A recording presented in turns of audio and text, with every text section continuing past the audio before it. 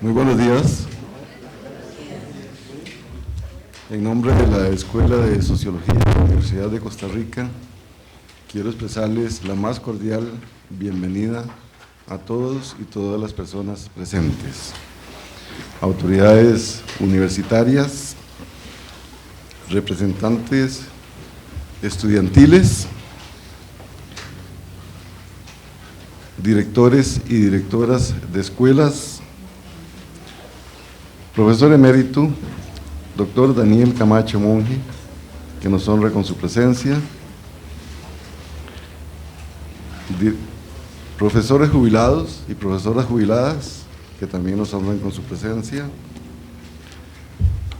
doctor Maynor Mora Salas, del Centro de Estudios Sociológicos del Colegio de México, que desde allá nos honra con su presencia, va a estar también en otras actividades con nosotros, especialmente el miércoles, hago de una vez el comercial, en la presentación del libro del doctor Juan Pablo Pérez, que ahora lo vamos a ver. Doctor Adrián Bonilla, secretario general de Flaxo, profesores, profesoras, estimadas y estimados estudiantes, público en general.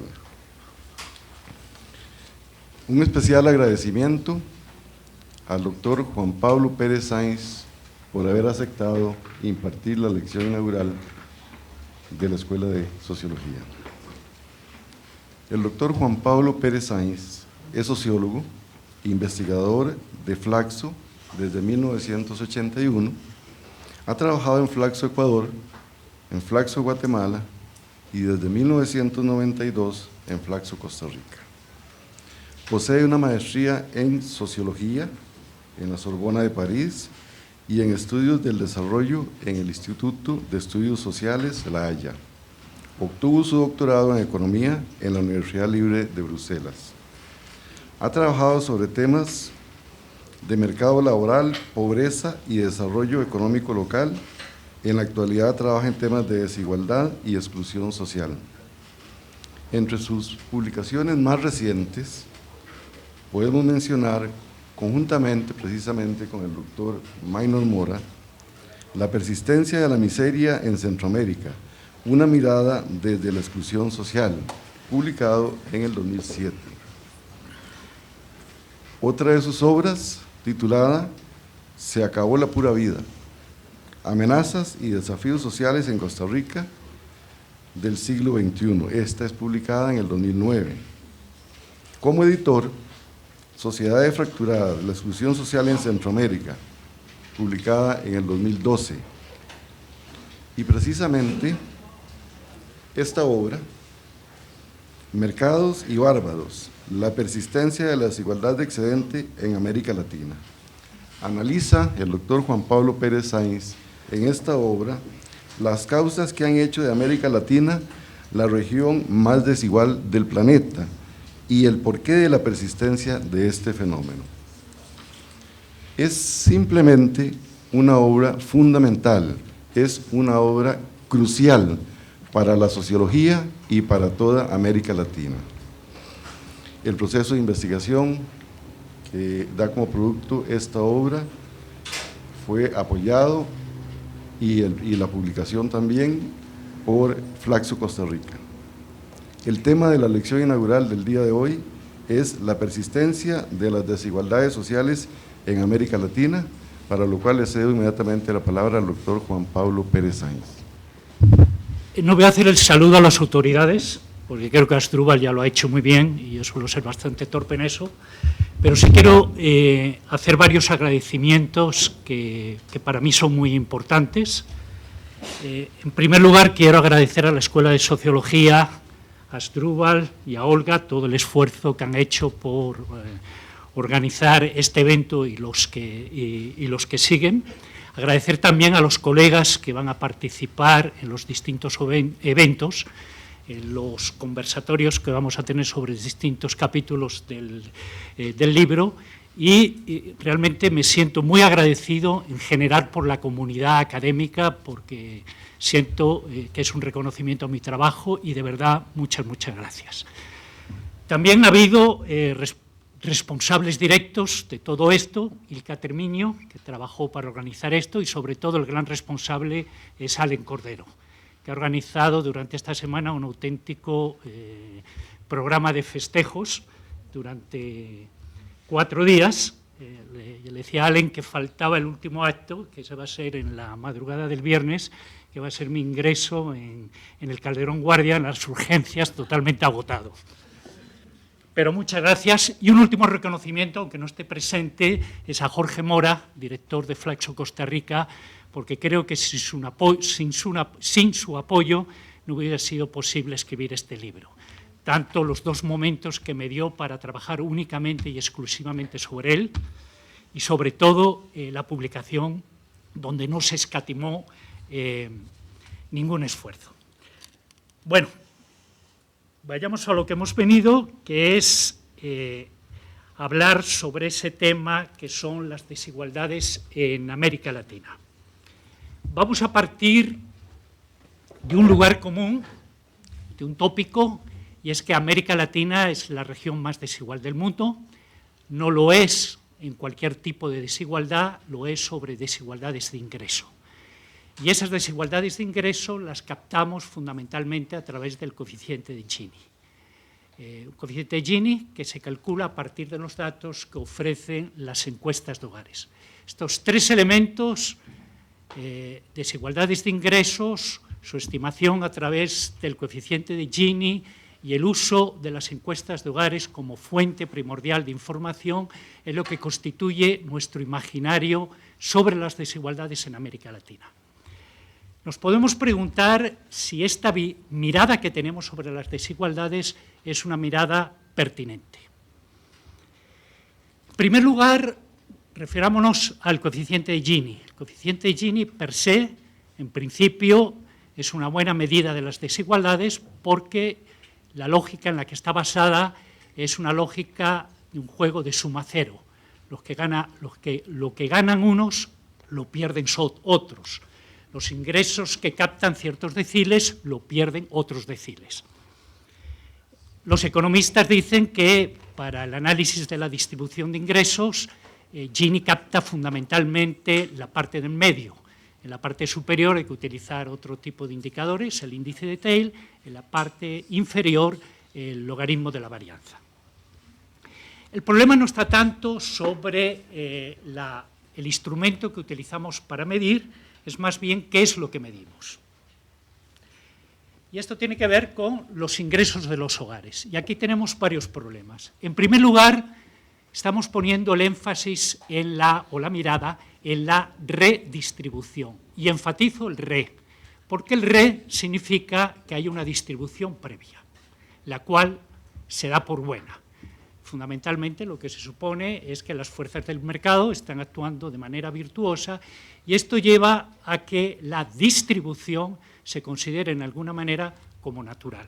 Entonces, esto es un primer problema, el que enfaticemos la red y no la distribución primaria. En segundo lugar, estamos hablando de una desigualdad de resultado y esto nos hace que corramos el peligro de que enfaticemos consecuencias y no tanto las causas. En tercer lugar, la desigualdad es entre hogares y en tanto que los hogares se entienden como agregados de individuos, fundamentalmente lo que estamos viendo y midiendo es las desigualdades entre los individuos.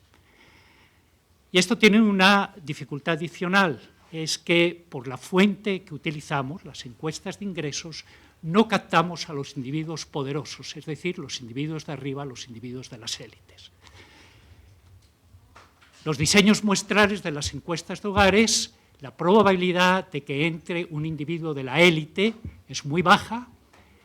Incluso si entrara un hogar de la élite, la probabilidad de que cuando el encuestador o el encuestador llega a la casa, toque el timbre y le abran la puerta también es muy baja, pero incluso, aunque le abran la puerta, no le van a comunicar información sobre todos ingresos provenientes del capital. Es decir, la información que tenemos realmente sobre los ingresos que acaparan los que realmente están arriba, los que tienen el poder, las élites, es muy, muy limitado.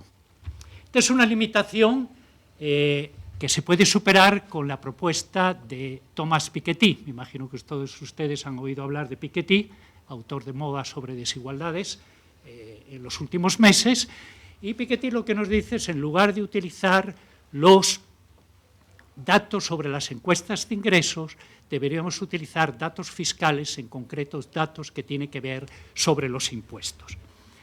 Y en el propio texto de Piketty tenemos dos ejemplos sobre América Latina. En el caso de Argentina, nos dice que durante la primera década del siglo XXI, el 1%, es decir, el percentil de arriba, acaparó un poquito menos del 20% de la riqueza de ese país. En el caso de Colombia, nos señala que el mismo percentil acaparó un poco más del 20%. Pero hay incluso más información al respecto. Tenemos el estudio de 3 economistas chilenos de la Universidad de Chile, Ramón López, Eugenio Figueroa y Pablo Gutiérrez, que han estimado la parte de la riqueza nacional que acapara el 1% más rico de ese país. En el periodo 2005-2010 ha sido del 30,5% de la riqueza nacional. Esto lo que nos está señalando que es que, al contrario del sentido común que nos han impuesto, sobre todo a partir de los trabajos de López Calva y Nora Lustig, de que las desigualdades de ingreso descendieron en la región, no parece ser tan obvio, por lo menos para la totalidad de los países que ellos señalan.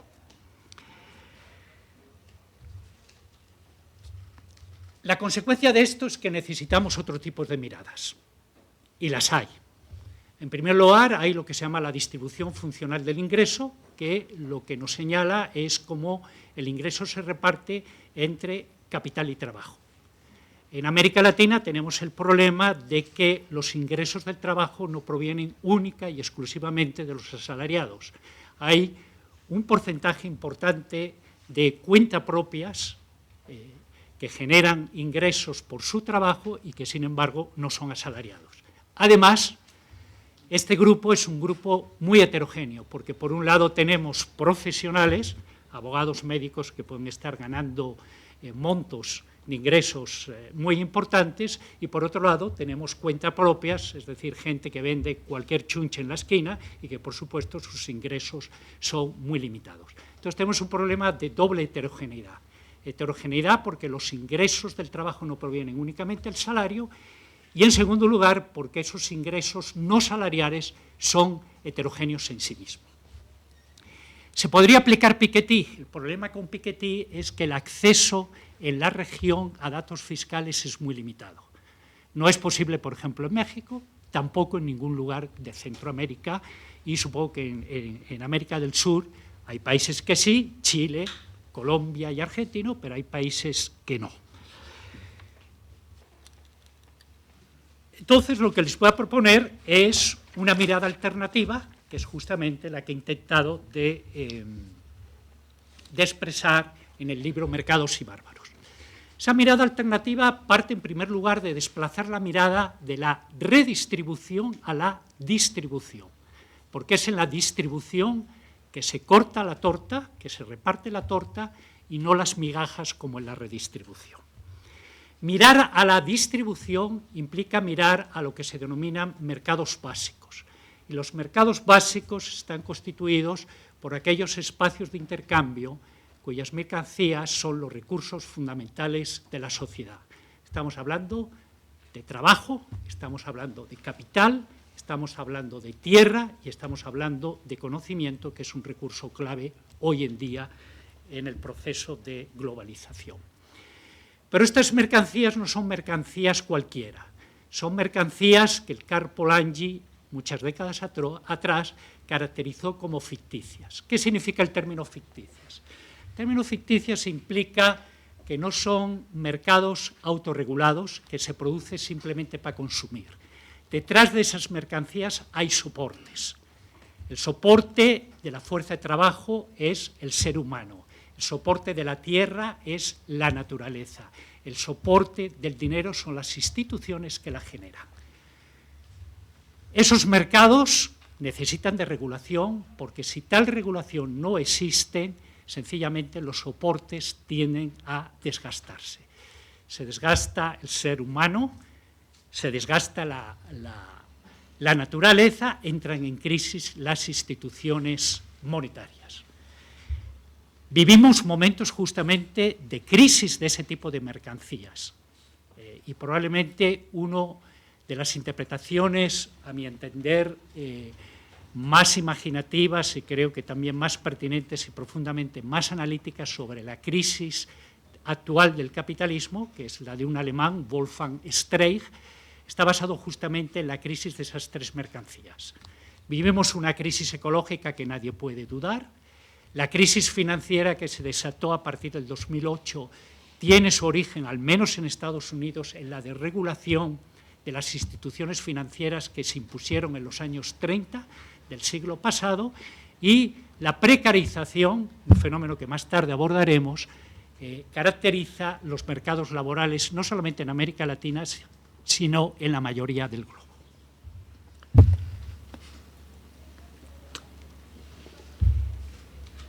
Pero los mercados básicos acaece un hecho todavía creo que más importante, y ese hecho tiene que ver que son los espacios donde se dirimen las condiciones de generación y apropiación del excedente económico.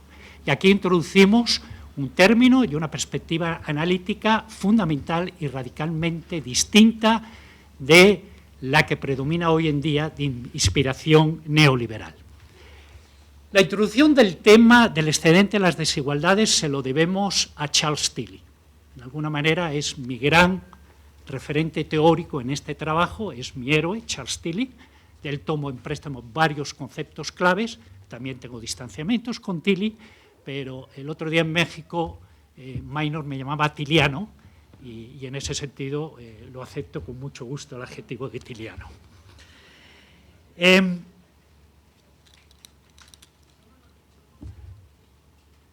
Hablar del excedente y de la pugna sobre el excedente implica incorporar un nuevo sujeto social que no encontramos en el discurso neoliberal, que son las clases sociales.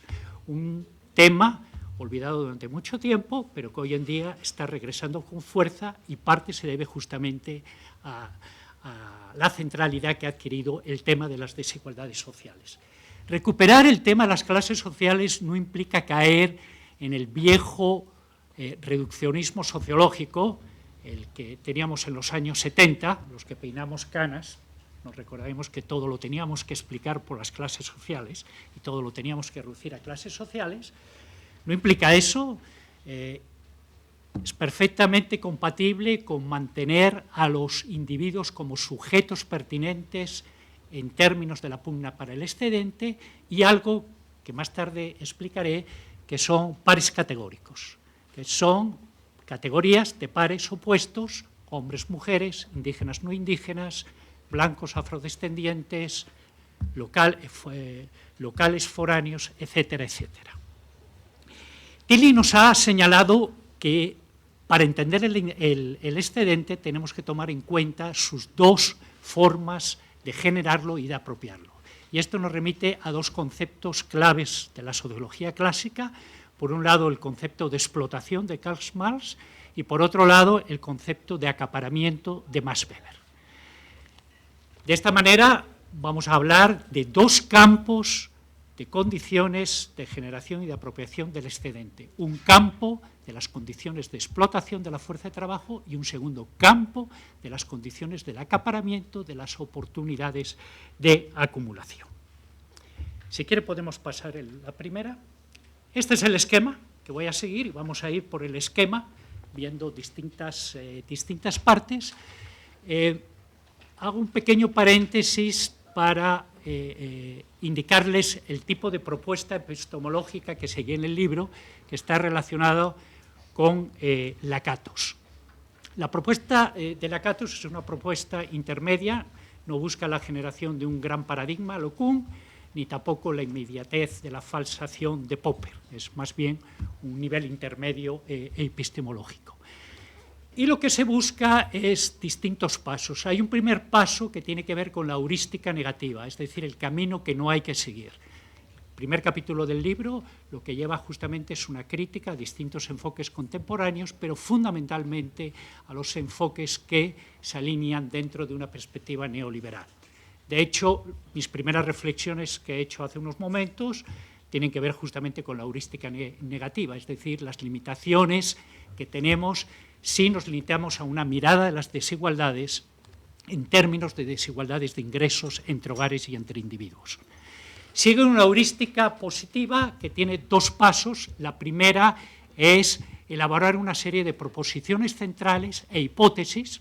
Yo he formulado 4 hipótesis que son las que les voy a presentar a continuación, pero esas hipótesis fundamentales hay que desarrollarlas a través de hipótesis auxiliares.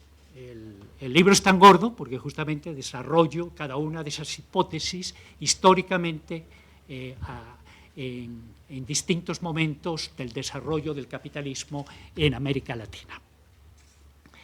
Las hipótesis auxiliares son las que tienen que lidiar con las anomalías empíricas y juegan un papel de cinturón protector de las hipótesis centrales. Es decir, son las que tienen que defender el núcleo. En el momento que las hipótesis auxiliares no sirven y el núcleo se ve impactado, se acabó el programa de investigación.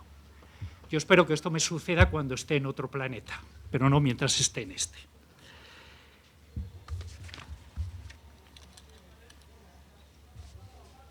Vamos a pasar entonces a ver a cada una de las hipótesis, de las 4 hipótesis, y creo que podemos pasar a la siguiente filmina, que como ven ustedes es en la parte superior del esquema.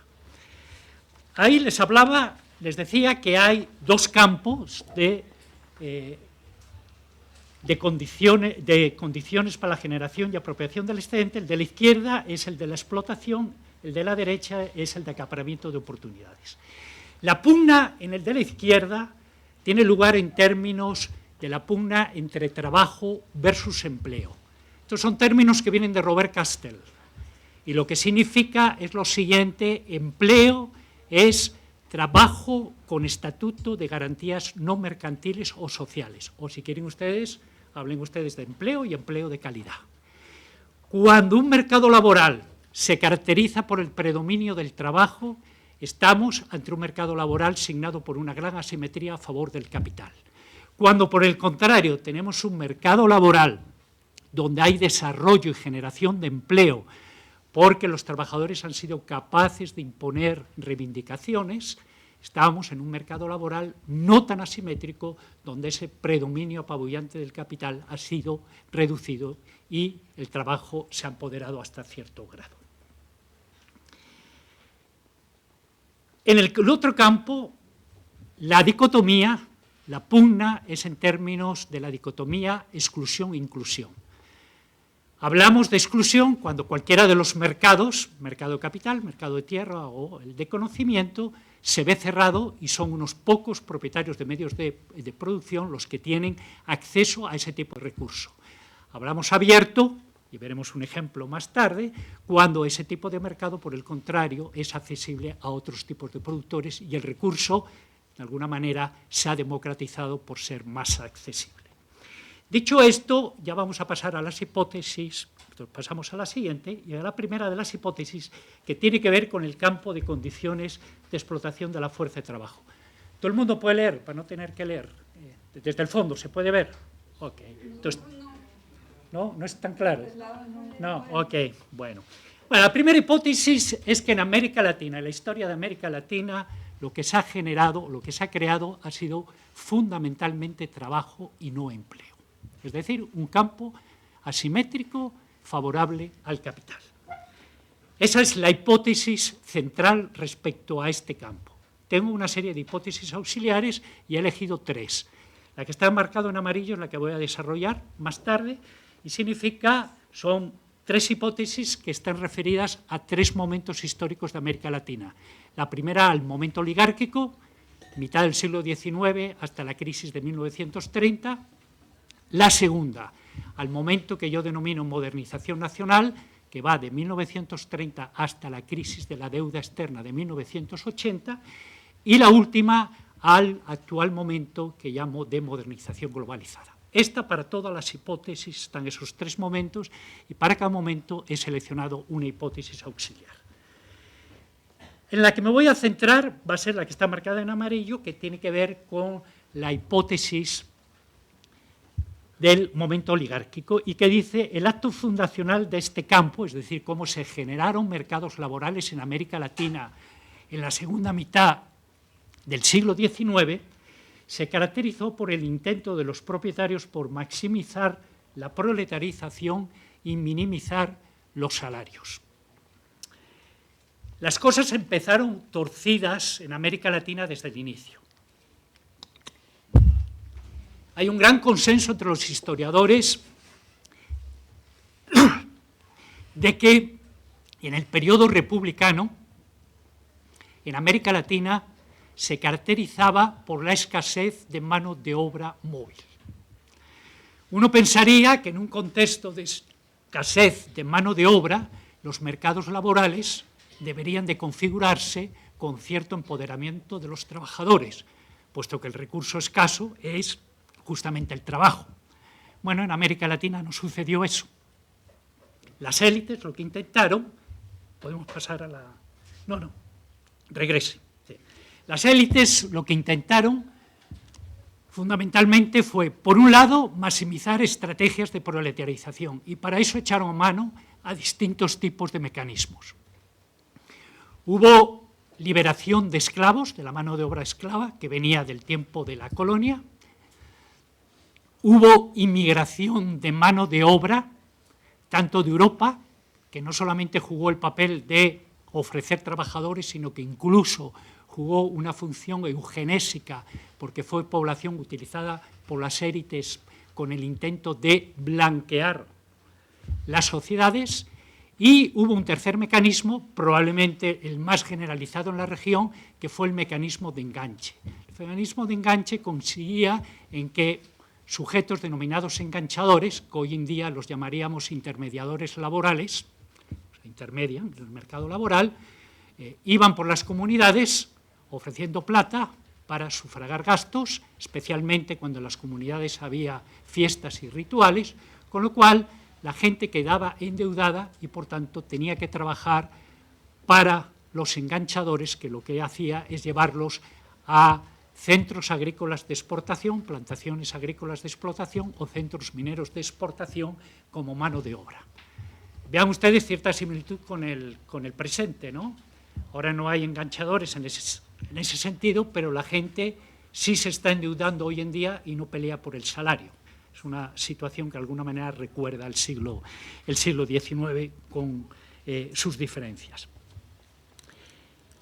A pesar de todas estas estrategias de maximizar la proletarización de distinta manera y con múltiples mecanismos, los propietarios de medios de producción, propietarios mineros, propietarios agrícolas, sin embargo, pagaron salarios lo mínimo posible. Y esto se debió fundamentalmente porque en los centros primarios exportadores en el siglo XIX en América Latina no se constituyeron mercados de bienes salario, es decir, no hubo producción de bienes de consumo para los trabajadores.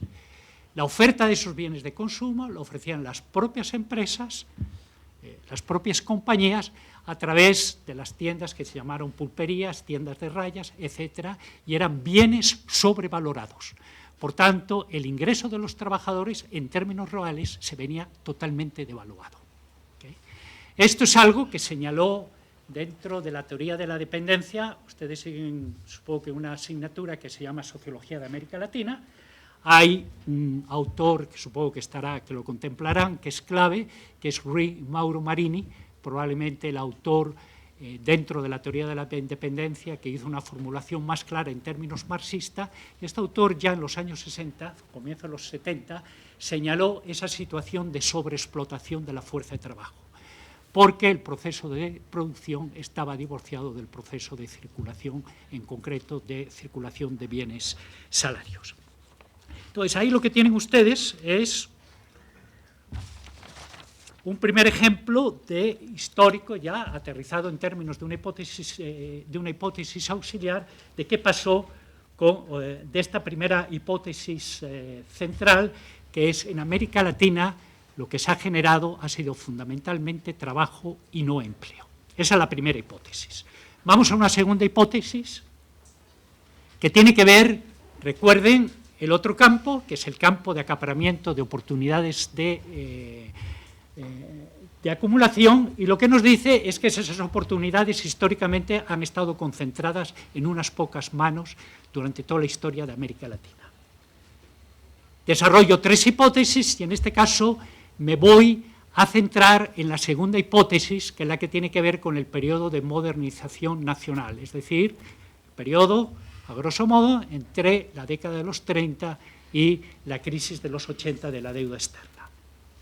Y la hipótesis dice que con la modernización nacional acaeció una contraofensiva campesina, ahora voy a explicar qué significa eso, expresada en procesos de reforma agraria que, sin embargo, fracasaron. Y la exclusión en este campo adquirió una nueva manifestación con el fenómeno de la informalidad urbana. Me voy a centrar nada más que en la primera parte de esta hipótesis. ¿Por qué hablo de contraofensiva campesina? Porque en el periodo previo, es decir, en el periodo que sería la de la primera hipótesis auxiliar, se dio lo que Steve Bauer llamó en su tiempo la ofensiva liberal sobre las tierras corporativas. Tierras corporativas que podían ser del Estado, podían ser de la Iglesia y sobre todo de las comunidades. Durante el siglo XIX en América Latina tenemos ejemplos muy relevantes, el caso de México con la ley Lerdo, tenemos el caso de Colombia, tenemos también el caso de Bolivia, documentado en uno de los textos claves de la sociología latinoamericana, la de Silvia Rivera Cusicanqui, oprimidos pero no vencidos. Este proceso de despojo de tierras comunitarias tuvo una respuesta en el siguiente periodo histórico de América Latina, que tuvo que ver con la contraofensiva, lo que llamo la contraofensiva campesina, y que se reflejó en las reformas agrarias. Las reformas agrarias, un tema hoy en día olvidado, históricamente ha constituido el intento más importante de la historia de América Latina por revertir la situación de asimetría en un mercado básico, en concreto en el mercado de tierras. Y en este sentido, lo que nos deja como enseñanza las reformas agrarias es muy importante para poder entender el poder de las élites en la región. En todas las reformas agrarias que ha habido en América Latina, con excepción de la cubana, que se da en un contexto distinto del resto de la región a partir de 1959, incluso las dos reformas agrarias primeras que hubo en la región, que fue la mexicana de 1915 y la boliviana de 1953, y que no se dieron en el contexto de la Alianza para el Progreso, en todas ellas fracasaron. ¿Cuál fue el resultado del esfuerzo de las reformas agrarias? Las reformas agrarias sirvieron, en primero, para modernizar la hacienda, para desarrollar el capitalismo en el campo latinoamericano y para dualizar la estructura agraria latinoamericana, generando, por un lado, un sector moderno de alta productividad y un sector de subsistencia al cual fue confinado la gran parte del campesinado latinoamericano. Y en ese sentido, el campesinado latinoamericano lo que quedó fue subordinado de distintas maneras. Como nos señala la socióloga mexicana Blanca Rubio, quedó produciendo granos básicos para la ciudad y, por tanto, subordinado a los intermediarios y a los prestamistas. Apareció como un productor asociado a todo ese fenómeno que empezó a desarrollarse en América Latina a partir de 1970, que fueron los agrobusiness, y finalmente quedó dentro de un proceso de semiproletarización que conocemos muy bien en América Latina, que es ese campesino que sobrevive durante 8 meses al año en su parcela y que durante 4 meses se proletariza para ir a la fase de cosechas en las grandes plantaciones. Entonces, por un lado, ni se puede reproducir como un campesino independiente, por otro lado, en su proletarización se ve sometido a una precarización rampante. La enseñanza de las reformas agrarias lo que nos está mostrando es el inmenso poder de las élites que tienen en nuestra región para poder cuestionar, para poder oponerse a cualquier cuestionamiento mínimo en la esfera de la distribución. En la redistribución son tolerantes, en la distribución son implacables. Y esto, de alguna manera, nos explica por qué en América Latina ha sido la región del mundo donde los procesos de ajuste estructural que se aplicaron a partir de los años 80 y en los 90 han sido los más drásticos que se han dado en el globo. Entonces, aquí creo que en este campo queda bien marcado algo fundamental para entender las desigualdades, que es el poder de las élites. Luis Reigadas, probablemente uno de los autores, antropólogo mexicano, uno de los autores que tiene uno de los textos más imaginativos sobre desigualdades en América Latina, a este fenómeno lo llama justamente la persistencia de las élites. Nos movemos a la tercera hipótesis. Estamos ya en la parte baja del esquema. Si quieres, regresa al esquema para que ubiquen. Ok, estamos en esta parte de ahí, ¿no? Ok, regresamos al donde... Hasta ahora hemos hablado de clases sociales, porque hemos hablado de la pugna por el excedente en los dos campos. Sin embargo, yo les decía que el enfoque que estamos proponiendo no implica que los individuos no cuentan, y los individuos cuentan. ¿Okay? Y eso tiene que ver, sobre todo, cuando en las sociedades hay desarrollo de lo que se denomina ciudadanía social. La idea proviene de Thomas Marshall.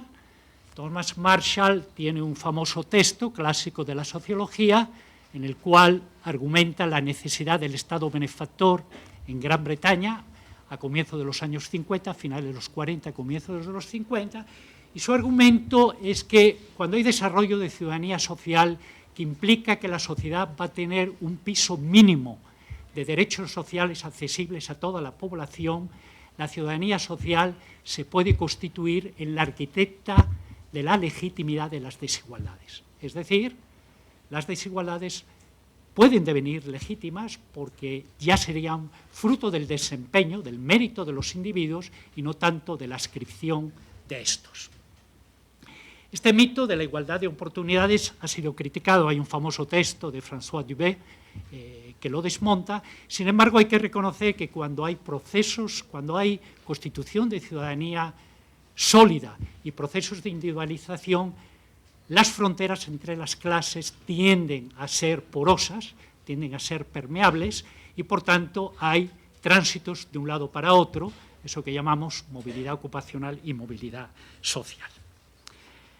En el caso de América Latina, y vamos a la siguiente, mi hipótesis es que las dinámicas de individualización han sido dinámicas débiles, y eso ha tenido que ver porque el desarrollo de la ciudadanía social en América Latina ha sido un desarrollo débil.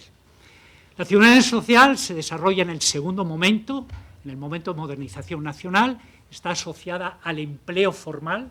El empleo formal conlleva seguridad social, que es la principal expresión de ciudadanía social que tenemos históricamente en América Latina, y yo lo que me voy a centrar es en la tercera hipótesis, la que tiene que ver con la actualidad, y cómo el neoliberalismo ha redefinido de manera dramática y drástica la ciudadanía social heredada del periodo previo a la década de los años 80. Esa transformación, una auténtica metamorfosis, ha tenido lugar a partir de tres procesos. El primer proceso ha sido la mercantilización de la ciudadanía social, de la seguridad social, en sus dos componentes. Por un lado, hemos visto y observamos una mercantilización del sistema de salud, que ya venía estratificado, pero que se ha visto la estratificación profundizada, con salud privada para sectores altos y sectores medios altos, seguridad social para sectores medios y salud pública deteriorada para los sectores de abajo o los subalternos. También ha habido transformaciones drásticas en términos del sistema de pensiones, que es el otro pilar de la seguridad social. A partir sobre todo de la experiencia que hubo en Chile durante la dictadura de Pinochet, se propuso un modelo alternativo al que existía, redefiniendo drásticamente los tres criterios que lo definían. Así se pasó de las prestaciones a la cotización definida, del reparto o capitalización parcial a la capitalización plena individual y de la administración pública a la administración privada. Son los famosos fondos de pensiones, ¿cómo se llama?, privados. El autor clave sobre seguridad social que tenemos en la región es Carmelo Mesalago. Carmelo Mesalago dice de manera muy taxativa que este tipo de modelo, en su expresión extrema, lo que implica es que en el sistema de pensiones se reproducen las mismas desigualdades que en el mercado laboral. Es decir, el sistema de pensiones se constituye en una caja de resonancia de las desigualdades de excedente que encontramos en el mercado laboral. Eso ha sido una primera transformación, mercantilización de los dos elementos del sistema de seguridad social. Pero hay una segunda metamorfosis sobre la cual quiero llamar la atención, y eso le llamo yo la invención de la pobreza. Eso de invención de la pobreza, por supuesto, les choca. ¿Qué está diciendo este señor que los pobres se han inventado? A lo que me estoy refiriendo no es a la existencia de pobres en el sentido de población con carencias extremas. Lo que me estoy refiriendo es a cómo se perciben las carencias y, por tanto, lo que generan, que es la pobreza. Desde el enfoque neoliberal que informa la ciudadanía social que intenta imponerse en el orden actual, el enfoque de pobreza implica un enfoque fundamentalmente no relacional. ¿Qué significa eso? Implica que no definimos pobres respecto a ricos, como nos diría el sentido común. Estamos definiendo pobres, e igualmente los no pobres, respecto a estándares fijados por expertos. Por eso en América Latina lo que tenemos es una riquísima discusión sobre esos estándares, una riquísima discusión metodológica, que no necesitamos que nos venga nadie de Cambridge ni de Oxford para enseñarnos estándares, tenemos de sobra aquí en la región y en Costa Rica en concreto. El problema es justamente esa definición no relacional. Aquí supongo que la mayoría del público es gente que está estudiando sociología. Un sociólogo que no entiende los fenómenos sociales en términos relacionales, sencillamente no es sociólogo. Entonces, entender relacionalmente los fenómenos es fundamental. Y pobreza no es entendido así, desde esa perspectiva. Las carencias no son entendidas así. Y eso tiene una consecuencia fundamental, es que toda referencia al poder y al conflicto se evacúa. Y esto ha llevado a que se haya despolitizado la cuestión social con el neoliberalismo. Por eso es tan correctamente político hablar sobre pobreza, porque no estamos arriesgando nada. Entonces, eso es una segunda transformación fundamental de cómo miramos las carencias. Y recordarles algo que es muy importante, y de nuevo remito a la generación que tiene años, ¿no? Es cuando nosotros estudiamos no hablábamos de pobreza, hablábamos de marginalidad. Pobreza nos viene a la región a través del enfoque de necesidades básicas del Banco Mundial en los 80. Tercer cambio que me parece que es muy importante. Ha habido, con la ciudadanía social que nos impone el neoliberalismo, hay un desplazamiento del locus, del lugar donde entender el fenómeno. Pasamos del mundo de la producción, del trabajo, de la empresa, al mundo de la reproducción, del hogar y del consumo. Esto que les decía al inicio, tenemos el énfasis puesto en la redistribución, pero no en la distribución. Esto se refleja aquí. Esto implica que pasamos del individuo ciudadano al individuo consumidor. El consumismo se erige como un mecanismo clave de hegemonía y de legitimación del orden neoliberal. Y aquí quiero hacer un llamado a la gente joven y sobre todo a la que va a trabajar tesis. Yo veo muy pocas investigaciones sobre el tema del consumismo. Y el tema del consumismo me parece clave para poder entender nuestra realidad actual. Vamos ya con la última hipótesis. Entonces, ahora nos vamos a mover Si quiere, regresa para que la gente ubique dónde estaba esto. Nos movemos aquí. Esta parte para mí es fundamental porque, en alguna manera, creo que la mayoría de los enfoques sobre desigualdad no toman en cuenta que es este aspecto sociocultural. Habrán visto ustedes que las dos primeras hipótesis tienen que ver con aspectos socioeconómicos, la segunda con aspectos sociopolíticos. Se preguntarían, bueno, ¿y dónde está lo sociocultural? Aquí viene. Y esto es fundamental porque nos da la mirada profunda sobre las desigualdades. Parto de la siguiente premisa de que toda sociedad tiene diferencias que tiene que procesar. Tenemos diferencias de sexo, de fenotipo, de cultura, de lugar, de edad, etcétera, etcétera, etcétera. Y esas hay que procesarlas y hay que darlas sentido y significación social. Las maneras de poderla procesar son varias. Para los propósitos que yo buscaba, he seleccionado 3.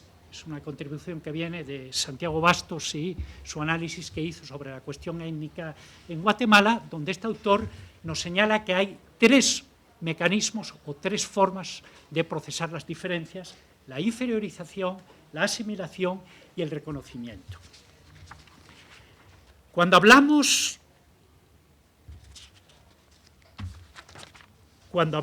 de inferiorización, estamos diciendo que la categoría dominante subordina a la inferior, subordina a la subalterna de manera extrema, invocando la diferencia como naturalización. ¿Okay? Por el contrario, cuando hablamos de reconocimientos, estamos ante una situación donde la categoría subalterna ha sido capaz de imponer su reconocimiento y equipararse a la categoría dominante. Y esto en medio, la asimilación, que es algo muy importante para América Latina, implica en el fondo una especie de negociación asimétrica, por supuesto a favor de la categoría dominante, en la cual la categoría dominante ofrece la posibilidad de que la inferior se la asemeje, se quede asimilado. Si quieren ustedes una metáfora en términos de café, de consumo de café en términos italianos, no se trata tanto de un latte, es decir, no se trata tanto de un macchiato negro con unas gotas de leche, sino lo que se trata es blanco con unas gotitas negras. Es decir, no se trata tanto de negritud de la sociedad, a pesar de que la población negra sea la predominante, sino se trata justamente de blanquear la sociedad. ¿Qué implica esto en términos de que predomine una o la otra? Implica que cuando tenemos reconocimientos, las categorías que oponen o que en principio están opuestas en términos de diferencias, hombres y mujeres, no indígenas, indígenas, blancos afrodescendientes, lugareños foráneos, etcétera, etcétera, tienden a equipararse. Y si tienden a equiparar, la ciudadanía es posible. Entonces, hay fortalecimiento de la ciudadanía. Si por el contrario lo que predomina es la inferiorización o la asimilación, que en el fondo es una inferiorización implícita, lo que vamos a tener son categorías contrastantes. Es decir, no vamos a tener ciudadanía, vamos a tener 2 tipos de ciudadanos. Ciudadanos de primera, hombres, blancos, no indígenas, locales, y ciudadanos de segundas, mujeres, indígenas, afrodescendientes, foráneos, inmigrantes, lo que quieran ustedes. Si eso se da, tenemos la constitución justamente de pares categóricos. Y aquí es donde entra este término que es clave en el análisis, que es pares categóricos. Porque los pares categóricos, si están constituidos de maneras asimétricas, actúan sobre los mercados básicos de manera desventajosa. Y hay 3 mecanismos básicos de esa desventaja. El primero es lo que llamo la segregación primaria. Sencillamente no hay acceso a los mercados básicos. Mujeres de clases altas, de sectores altos o de sectores medios, durante muchas décadas no tuvieron acceso al mercado laboral, porque sencillamente los maridos no las dejaban trabajar. Punto. Otro ejemplo que les puedo colocar es la liberación de esclavos, la emancipación de esclavos en Brasil, siglo XIX, en el sureste, en la región paulista, con el desarrollo del café. Se suponía que eso debía de constituir la mano de obra para esa nueva agroexportación que era el café. Fueron marginados, fueron excluidos, y la mano de obra la constituyó inmigración fundamentalmente italiana y española. Hay un texto clásico de la sociología latinoamericana, redactado por el padre de la sociología brasileña, Florestan Fernández, que nos habla justamente del dilema racial brasileño y que tiene justamente su arranque histórico en esa exclusión del liberto que no fue incluido al modelo primario exportador.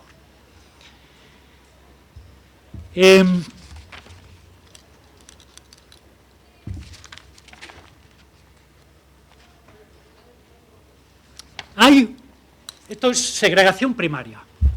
Puede haber segregación secundaria. Se tiene acceso a los mercados básicos, pero se ven confinados a ocupar nichos estigmatizados. Migración indígena a las ciudades en América Latina, que fue importante, aunque no haya sido muy visibilizada en la literatura durante décadas. Esa población indígena no podía trabajar en cualquier tipo de ocupación. Lo que trabajaban eran fundamentalmente en nichos conocidos como oficios de indio. Tenemos cantidad de estudios, los de Lourdes Arízpez en Ciudad de México, tenemos los de Albó, Griffith, Sandoval en el caso de La Paz de Bolivia, los de Bastos y Camus en Ciudad de Guatemala, que lo que nos muestra es un claro proceso de segregación secundaria, porque los indígenas se vieron compelidos y forzados a insertarse en nichos étnicos, etnizados y estigmatizados.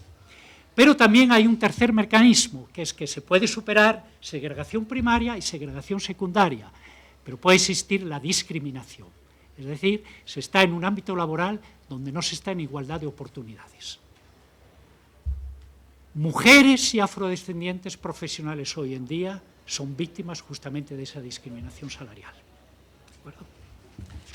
Todos esos tres mecanismos es muy importante porque son mecanismos que van a reforzar las dinámicas de clase.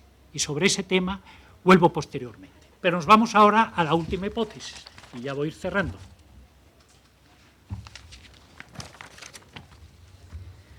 La hipótesis lo que dice, la hipótesis principal, es que las diferencias en América Latina se han procesado fundamentalmente a través de la inferiorización o de ofertas de asimilación muy limitadas. Y eso lo que ha llevado es que lo que se ha constituido ha sido fundamentalmente pares categóricos contrastantes. El corolario de ello, por supuesto, es que los procesos de ciudadanía han sido débiles. Esto enlaza justamente con la tercera hipótesis. Aquí no he seleccionado ninguna porque quiero hacer un repaso muy rápido a través de la problemática de la inferiorización. Primera idea que quiero decir sobre la inferiorización tiene raíces profundas. Esas raíces hay que rastrearlas en la propia colonia. Supongo que algunos de ustedes sabrán sobre la famosa tesis de Aníbal Quijano sobre la colonialidad del poder. Esto tiene que ver con la colonialidad del poder. Yo lo formulo de manera distinta a la del autor peruano. Creo que realmente lo que heredamos del poder, lo que heredamos de la colonia, o lo que heredan las élites de la colonia, es una cultura de la inferiorización que van a mantener a través de todo el periodo republicano, de todo el siglo XX y hasta hoy en día, redefiniéndolo, por supuesto, de acuerdo a los momentos históricos. Segunda idea, y esa inferiorización jugó un papel muy importante justamente sobre los actos fundacionales de los campos de desigualdades descendente que veíamos al inicio. Si quiere, regrese al inicio. Sobre estos dos, sobre lo de trabajo y exclusión. Recuerden que la primera hipótesis, y vaya a la primera hipótesis general, la amarillo en esta, decía que en el caso de mercados laborales, la constitución de este campo se caracterizó por el intento de propietarios de maximizar proletarización y minimizar salarios. Esa minimización de salarios tuvo dos causas. Una causa económica, que por supuesto retrata a estos propietarios como empresarios. Tenían que exportar en el mercado mundial y tenían que competir. Esa, por ejemplo, es la tesis de Bulmer Toma en su Historia Económica de América Latina. Yo le añado algo. Además de empresarios, eran oligarcas. Y como oligarcas se sentían superiores a los trabajadores y los trabajadores no eran dignos de salarios civilizados. Los trabajadores eran bárbaros y, por tanto, lo que tenían que recibir eran salarios de barbarie. ¿Okay? Regresamos al...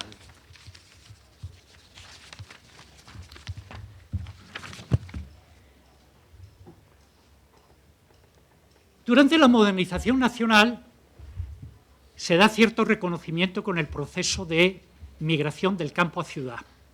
¿Okay? Eso es lo que en el libro yo llamo la utopía del buen migrante. ¿Qué significaba la utopía del buen migrante?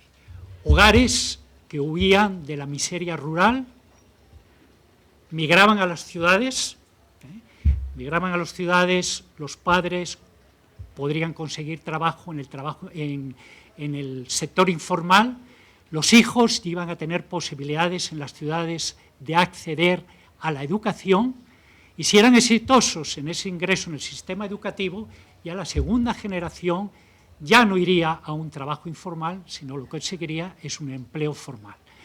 En el tránsito de dos generaciones, a través de la migración, podía pasarse de la exclusión que se padecía originariamente en las áreas rurales a la inclusión en las zonas urbanas. En ese sentido, es un proceso de reconocimiento. La gente iba a las ciudades a buscar no solamente empleo, sino también ciudadanía y reconocimiento. ¿Okay? Pero no todo fue así. ¿Okay? Este es un fenómeno limitado en América Latina, tuvo fundamentalmente impacto en los países de modernización temprana, Argentina, Uruguay, Chile, o de modernización rápida, México, Brasil, Colombia, y algunas excepciones como pudiera ser Costa Rica, y tal vez Panamá y Venezuela, ¿okay? Pero en el resto de los países no. No afectó a las áreas rurales y además, en términos de la población urbana, tanto como el empleo formal y como la seguridad social estuvo segmentado. No toda la población urbana tuvo acceso a esto. De ahí que también hubo discriminación hacia migrantes. Hay dos ejemplos en la historia de América Latina que creo que son muy relevantes. Es la interpelación de los migrantes que venían del interior en Argentina hacia Buenos Aires en la década de los 40 y los 50, calificados como cabecitas negras, que constituyó justamente la base del peronismo. Y por otro lado tenemos la migración del nordeste de Brasil hacia Sao Paulo, el principal centro industrial de ese país, que no fueron identificados como nordestinos, sino como baianos. Y baianos tiene una connotación claramente racial. ¿Okay? Entonces vemos que en ese periodo hubieron las dos tendencias. Y en el siglo XX, y a finales del siglo XX, con el periodo de la globalización, nos encontramos que, curiosamente, probablemente los dos procesos más importantes de reconocimiento que se ha dado en la historia de América Latina han acaecido en este momento, en el momento actual.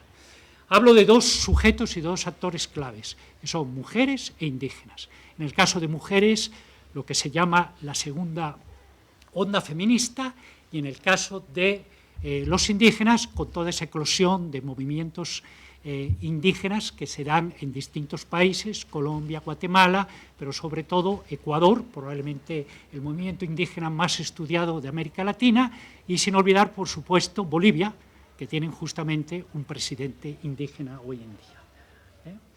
Sin embargo, a pesar de esta ola, de la ola feminista y de la eclosión de movimientos indígenas, el proceso de reconocimiento, tanto en términos de género como en términos étnicos, en los mercados laborales, y enfatizo eso de los mercados laborales, porque puede haber otros ámbitos donde ese reconocimiento sí se ha consolidado.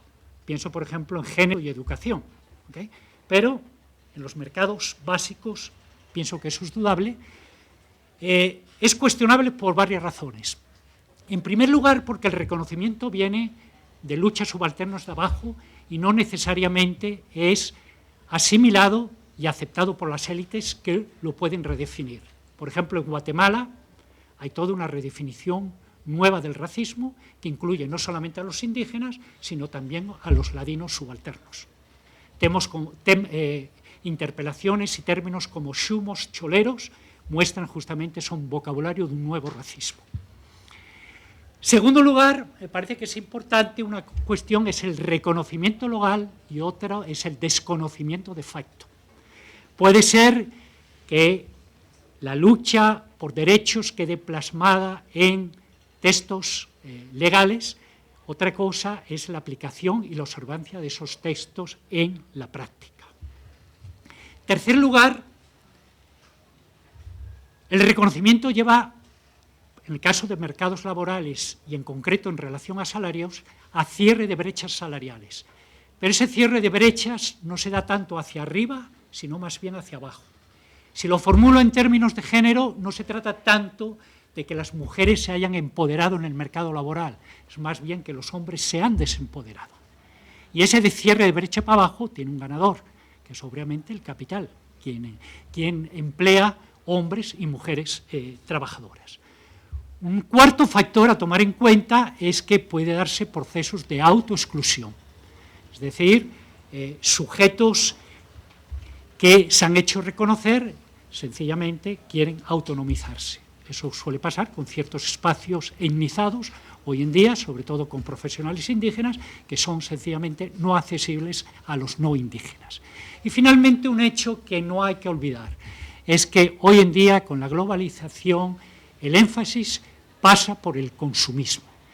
Y eso implica desvalorización de logros en términos ciudadanos. Entonces, estos que son logros ciudadanos se ven desvalorizados hasta cierto punto justamente por ese protagonismo del consumismo. Y voy a concluir. Entonces, vamos a irnos a la última. Regresamos al esquema original y vean ustedes que ahora el esquema original tiene colores. Los colores van a implicar dos rutas, de lo que llamo yo, dos rutas de procesamiento de las desigualdades, una ruta que va a ser en amarillo, que va a ser la ruta de la legitimación, y una ruta en azul, que es la de la persistencia, con dos celdas que las comparten, por eso están en verde, porque si cruzamos el amarillo con el azul nos da en verde, y el punto de arranque, para que vean ustedes la importancia, en la explicación que les propongo, la importancia de lo sociocultural. El punto de arranque es justamente lo sociocultural, cómo procesamos diferencias. Si las procesamos a través del reconocimiento, vamos a poder lograr procesos sólidos de ciudadanía, porque ya no tenemos categorías dispares, sino categorías más o menos equiparadas. Digo más o menos porque no hablo de una equiparación total. Si eso es así, la ciudadanía va a posibilitar a través de la ciudadanía social constitución de procesos de individualización sólidos, y esos procesos de individualización sólidos van a relativizar las asimetrías de clase tanto en un campo como en el otro campo, en el campo de las condiciones de explotación como en el campo de las condiciones de acaparamiento. Si las cuestionan y las relativizan, las desigualdades se legitiman. Esa es la ruta de la legitimación. Si, por el contrario, el procesamiento pasa por la inferiorización o por la asimilación, que como les decía es una inferiorización implícita, no vamos a tener procesos de ciudadanía fuerte. Lo que vamos a tener es constitución clara de pares categóricos. Hombres arriba, mujeres abajo. No indígenas arriba, indígenas abajo. Blancos arriba, afrodescendientes abajo. Lugareños arriba, foráneos abajo. Y eso a través de los tres mecanismos que les señalaba, van a reforzar las dinámicas de clase. Esa es para mí la explicación de la persistencia de las desigualdades de clase, perdón, de las desigualdades descendentes en América Latina. Y concluyo. A lo largo de toda la historia de la región, las élites han sabido y han logrado desempoderar al otro subalterno, mujer, indígena, afrodescendiente, inmigrante, etcétera, despojándole de ciudadanía plena e impidiéndole así el acceso a verdaderas oportunidades de acumulación o condenándole a la explotación.